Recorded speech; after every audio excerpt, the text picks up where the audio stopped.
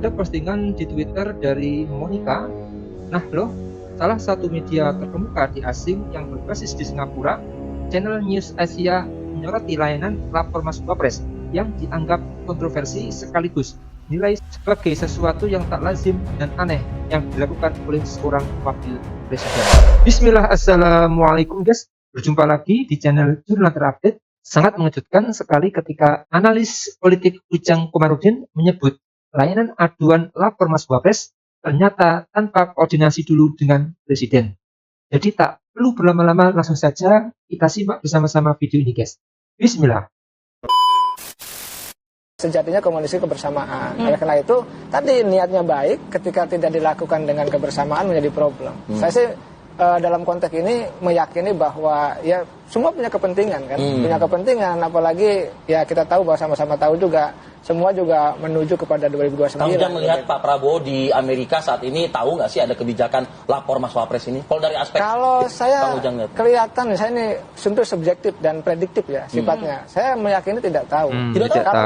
Kalau tahu ya pasti saya meyakini komunikasi itu ada di presiden, artinya pengaduan itu adanya di presiden, bukan di Wapres. Tetapi apapun itu tadi, koordinasi menjadi penting dalam konteks untuk membangun manajemen yang sehat. Kalau menurut Kang Ujang nggak tahu, berarti Wapres ini memanfaatkan momen sedang bertugas keluar negerinya presiden dong berarti. Ya, beneran. bisa iya juga bisa tidak, bisa mungkin juga bisa tidak. Ini kan politik ya, dalam konteks tadi saya katakan manajemen pemerintahan harus membangun sebuah manajemen yang baik, pencitraan yang bagus, pelayanan publik yang prima juga. Di satu sisi memang tidak ada yang salah dalam konteks membuat pengaduan-pengaduan itu bagus, untuk memang memastikan aspirasi publik itu berjalan dengan baik. Tapi di sisi yang lain tadi kalau misalkan presiden tidak tahu, lalu juga misalkan kementeriannya juga tidak diberitahu, ini menjadi persoalan. Bagi kami itu adalah semangat yang baik. Ya, pemerintahan ini ingin mendengarkan semua, ya, membuka sekat-sekat ya, komunikasi antara pemerintah dengan masyarakat secara langsung. Ya.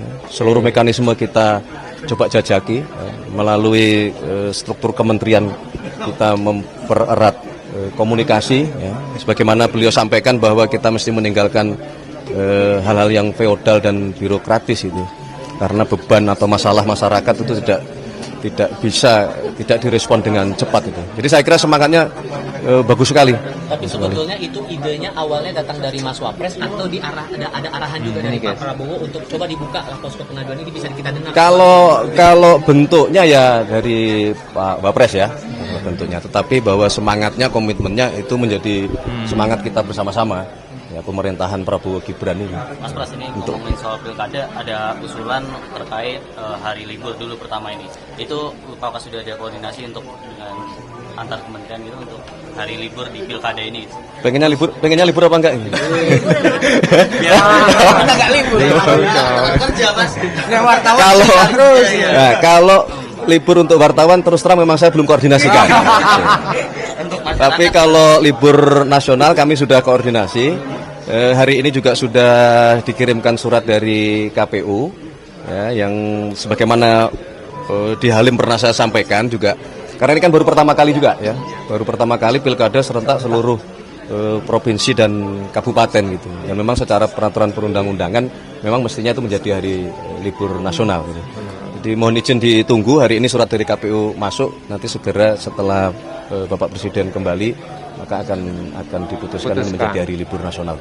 Pertama ya harus itu diapresiasi, harus dianggap bagus bahwa dia punya perhatian kepada pelanggaran masyarakat.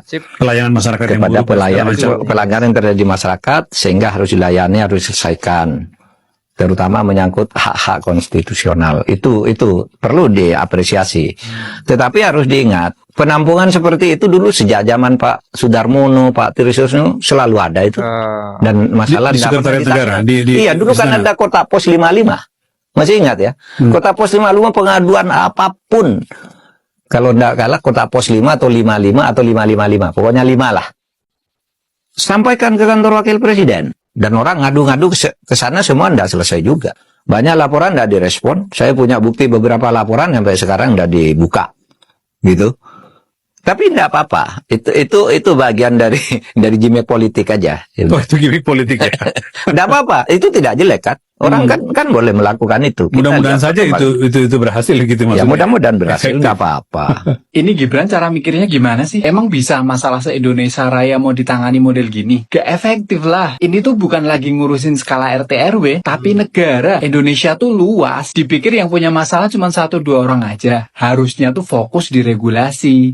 Yang dibangun sistemnya. RT, RW, Kades, Kadus, Camat, Polsek itu diajak kolaborasi. Bisa tuh pakai model aplikasi. Kalau aduan gak ditangani dalam beberapa detik, kasih punishment yang berat buat pejabatnya. Pak Anies aja bisa di Jakarta pakai jaki. Nih akibatnya punya wapres kurang pengalaman. Sebelumnya ini terlepas dari suka atau tidak suka ya sama Gibran ya.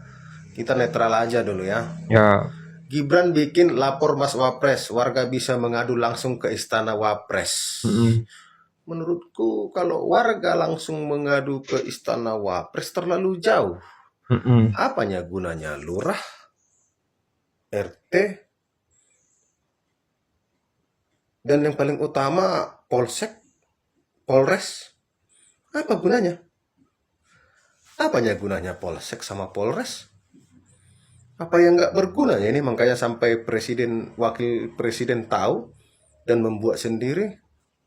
Apa nggak bergunanya Polsek? Yang nggak bergunanya polisi, makanya sampai dibuat Hotman 911. Yang nggak bergunanya polisi sampai dibuat no viral no justice di sosmed. Jadi apanya gunanya Polsek itu? Apanya gunanya pos-pos polisi itu? Apanya gunanya lurah, RT? Apa gunanya? Ya. Terus di Polsek itu ngapain polisi? Kalau nggak bisa warga melapor. Kenapa sampai Gibran bikin lapor Wapres? Karena tahu masyarakat ini mengadu ke Polsek, mengadu ke polisi, nggak bisa. Nggak jalan. Kalau nggak ada duitnya.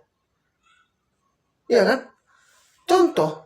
Kalau kita meminta surat kehilangan, yang mau contohnya kita kehilangan buku tabungan atau ATM atau kehilangan dompet atau sesuatu, kita mau ngurus surat kehilangan, 100% orang Indonesia mengurus surat kehilangan ke Polsek. Mereka cuma modal mengetik, lalu stempel, dan dikasih sama kita, lalu kita salam, dan mereka tidak pernah ke TKP. Itu hal kecil loh. Itu contoh loh. Jadi apa gunanya polisi itu cuma ngurus-ngurus SIM sama di Samsat gitu. Terus laporan masyarakat itu ke Gibran gitu, ke Hotman 911. Enak sekarang jadi polisi ya. Oke guys, jadi analis politik Ujang Komarudin mengungkapkan bahwa langkah lapor Mas Wapres yang dilakukan tanpa melibatkan kementerian dan juga koordinasi dengan presiden itu bisa menimbulkan masalah besar bagi pemerintahan. Niat baik yang tidak dijalankan dengan kebersamaan dapat berpotensi menjadi masalah besar, terutama menjelang Pilpres 2029. Jadi menurut penilaian Ujang yang sangat subjektif, saluran lapor Mas Wapres ini tanpa pengetahuan Pak Presiden.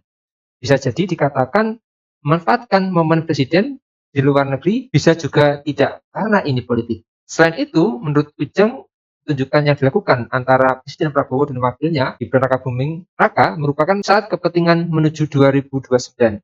Ujang melihatnya ada kepentingan, semua sama-sama tahu untuk persiapan menuju ke 2029, guys. Jadi menurut kalian gimana guys soal lapor Mas Wapres ini? Tulis komentarnya di bawah ini ya guys. Saya izin pamit dulu. Assalamualaikum warahmatullahi wabarakatuh.